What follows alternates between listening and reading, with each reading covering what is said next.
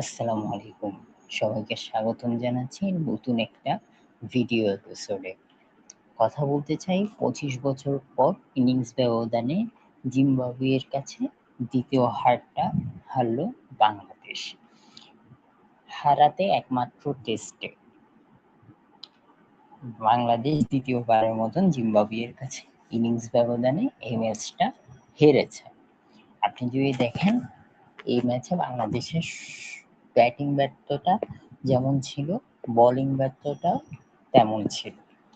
আপনি যদি দেখেন এই ম্যাচটা ইনিংস ব্যবধানে হেরেছে এবং বাংলাদেশ দ্বিতীয়বারের মতন জিম্বাবুয়ের কাছে ইনিংস ব্যবধানে হেরেছে। প্রথম ইনিংস ব্যবধানে হেরেছিল ২০০১ সালে, যখন বুলাওয়াতে বাংলাদেশ প্রথম জিম্বাবুয়ের সাথে টেস্ট খেলতে যায়। সেখানে বাংলাদেশ ইনিংস ব্যবধান হেরেছে এবং দ্বিতীয় হারটা তাও জিম্বাবুয়ের ঘরের মাটিতে গতকালকে ২.৫ দিনে যে টেস্টটা শেষ হলো সেটা। এমনিতে এর মধ্যে ২০০১ সালের পর এমনিতে বাংলাদেশ ২০টা টেস্ট খেলেছে। এর মধ্যে বাংলাদেশ জিম্বাবুয়ের কাছে ৮টা টেস্টে হেরেছে, কিন্তু কখনো ইনিংস ব্যবধানে হারেনি। কিন্তু ২১ নম্বর টেস্টে যখন বাংলাদেশ খেলেছে, সেখানে বাংলাদেশ ইনিংস ব্যবধানে জিম্বাবুয়ের কাছে হেরেছে। জিম্বাবুয়ের ঘরের মাঠে বাংলাদেশের রেকর্ডটা এতটা ভালো না। এখন পর্যন্ত ৯টা টেস্ট জিম্বাবুয়ের ঘরের মাঠে বাংলাদেশ খেলেছে। সেখানে বাংলাদেশ ৬টিতে হেরেছে, ২টিতে জিতেছে। অর্থাৎ জিম্বাবুয়ে সেখানে ৬টাতে জিতেছে, বাংলাদেশ ২টাতে জিতেছে, আরেকটা ম্যাচ ড্র হয়েছে। এই ৬টার জিম্বাবুয়ে যে ৬টার মধ্যে জিতেছে, সেই ৬টার মধ্যে ২টা তারা বাংলাদেশকে ইনিংস ব্যবধানে হারিয়েছে। একটা হচ্ছে ২০০১ সালে, আরেকটা হচ্ছে ২০২৬ সালে আসে গতকালকে যে ম্যাচটা আসলে শেষ হয়েছে। আপনি যদি দেখেন বাংলাদেশ টসে জিতে আসলে ব্যাটিং করার সিদ্ধান্ত নিয়েছে। সেখানে আসলে বাংলাদেশের টপ অর্ডার শুরুতেই ব্যর্থ। মাহমুদুল হাসান জয় এবং সাদমান ইসলাম যখন আউট হয় ৩৬ রানে ২ উইকেট বাংলাদেশ হারায় এবং চাপের মধ্যে পড়ে যায়। সেই চাপের মধ্যে পড়ে বাংলাদেশ সে আশা যোগান দেয় ক্যাপ্টেন নাজমুল হাসান শান্ত এবং মইনুল হক ৭৭ রানে যে জুটিটা করে আসে, সেটাতে মোটামুটি আসা যাওয়ার পরও একমাত্র বাংলাদেশের হয়ে ৬০ রান করেন হচ্ছে মমিনুল হক। এবং মমিনুল হক যখন ৬০ রান করে আউট হয়, ১১৩ রান ৩ উইকেট ছিল। এরপরে ৭ উইকেট চলে যায় বাংলাদেশ মাত্র করে। ৭ উইকেট হারিয়ে বাংলাদেশ মাত্র সংগ্রহ করে ২৭ রান। যার ফলে বাংলাদেশের ব্যাটিং ব্যর্থতাটা সবচেয়ে বেশি ছিল, যার ফলে ১৪০ রানে অল আউট হয়ে যায় বাংলাদেশ। জিম্বাবুয়ের বোলিং তো দুর্দান্ত ছিল, এটা আসলে বলে লাভ নেই। জিম্বাবুয়ের হয়ে ইনগারাবা এবং নিয়াম হুরি তারা দুইজনই ৪টা করে উইকেট নেয়। জবাব দিতে গিয়ে যখন জিম্বাবুয়ে ফার্স্ট ইনিংস শুরু করে, জিম্বাবুয়ের ওপেনিং জুটিটাও দুর্দান্ত ছিল। আপনি যদি দেখেন জিম্বাবুয়ের ওপেনিং জুটিটা ৮৯ রানে, এর মধ্যে ইনোসেন্ট কায়ার তিনি ১৪০ রান করেন, যেটা বাংলাদেশের প্রথম ইনিংস ১৪০ রান, অথচ জিম্বাবুয়ের একজন প্লেয়ারই সেই রানটা করেছে। এবং আরভিনের ৬০ রান ছিল, ব্রায়ান বেনেট ৫৯ রান করে তারা সংগ্রহ করে ৪১০ রান। বাংলাদেশের বোলিং ইউনিট খুবই বাজে ছিল বলতে গেলে, একমাত্র তাইজুল ইসলাম। আসলে তাইজুল ইসলামের ক্রেডিট তো অবশ্যই দিতে হয়, ওয়ান অফ দ্য বাংলাদেশের টেস্ট ক্রিকেটে একজন সফল বোলার বলা যায় তাইজুল ইসলামকে। তিনি ৪০ ওভার ২ বল করে ১৩৮ রান দিয়ে ৭টা উইকেট নেন এবং তার বল ইকোনমি ছিল ৩.৪০।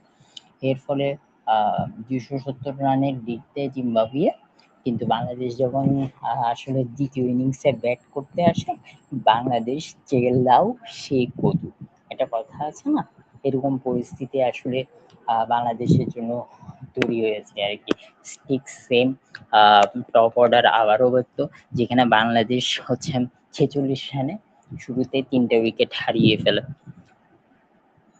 শান্ত মুশফিক 61 রানে একটা জুটি করেছে। নাজমুল হাসান শান্ত যখন আউট হয় তখন 107 রানে 4 উইকেট পড়ে যায়। 30 রান করে নাজমুল হাসান শান্ত আউট হলে বাকি 6টি উইকেট বাংলাদেশের পড়ে যায় 74 রান করে। 6টি উইকেট বাংলাদেশের পড়ে যায়, ফলে বাংলাদেশ 185 রানে আউট হয়। 85 রানের ইনিংস জয়টা আসলে জিম্বাবুয়ে করে নেয় এবং ইনিংস ব্যবধান হারে বাংলাদেশকে তৃতীয়বারের মতন ইনিংস ব্যবধানের হারে লজ্জাটা কিন্তু জিম্বাবুয়ে এই ম্যাচের মধ্যে দিয়েছে। একটা কথা বলতে হয় এখানে, বাংলাদেশের টপ অর্ডার ব্যর্থতা নিয়ে Bangladesh team management, cricket board আসলে সবাইকে কাজ করতে হবে। কেন বলছি, আপনি যদি দেখেন টি-20 ফরম্যাট বা ওয়ানডে ফরম্যাট, টেস্ট ফর্ম, কোনোটাতে বাংলাদেশের টপ অর্ডার ঠিক নেই। সামনে বাংলাদেশ অস্ট্রেলিয়ার এগেনস্টে টেস্ট সিরিজ খেলবে, সেখানে যদি তাদের টপ অর্ডার ঠিক না থাকে, আসলে অস্ট্রেলিয়ার এগেনস্টে অস্ট্রেলিয়ার মতন স্পিনারদের এগেনস্টে, পেসদের এগেনস্টে ওখানে এতটা সুযোগ ক্রিয়েট করতে পারবে না। হ্যাঁ, মানলাম বাংলাদেশ এখানে এসে অস্ট্রেলিয়াকে হারালো, ওয়ানডেতে হারালো, আবার কিন্তু টি-20তে ধোলাই খেলো।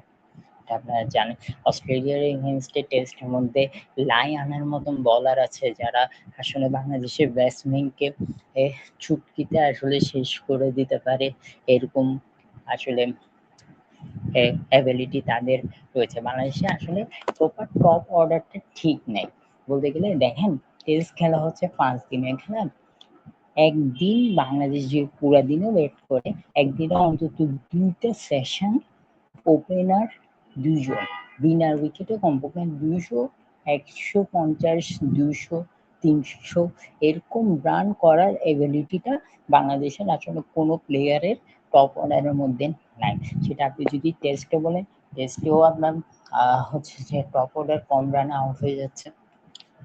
30 থেকে 40 রানের ভিতর 2-3টা উইকেট বাংলাদেশের চলে যাচ্ছে। টি-20তে বলেন 36 থেকে 50 রান বা 25 রানের মধ্যে 2-1টা উইকেট চলে যাচ্ছে।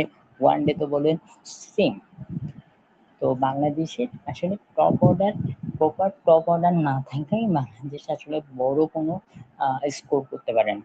এবং অস্ট্রেলিয়ার মতন টেস্ট খেলায় অস্ট্রেলিয়ার মতন দলের এগেনস্টে যদি আপনি বড় কোনো স্কোর করতে না পারেন, সেখানেও আপনি আসলে ইনিংস ব্যবধানে হারবেন, এটা একদম টোটালি নিশ্চিতভাবে বলা যায়। ঠিক আছে, বাংলাদেশের এই জায়গাটাতে আসলে অনেকটা পরিবর্তন করতে হবে এবং বাংলাদেশ টিমকে অবভিয়াসলি আপনার টপ অর্ডার নিয়ে চিন্তা করতে হবে, কারণ তারা এখনো পর্যন্ত আমার কাছে ব্যক্তিগতভাবে মনে হয় এখনো পর্যন্ত তারা টপ প্রপার টপ অর্ডার পাই। কমেন্ট বক্সে আপনাদের মন্তব্য মতামত দিয়ে সহযোগিতা করুন।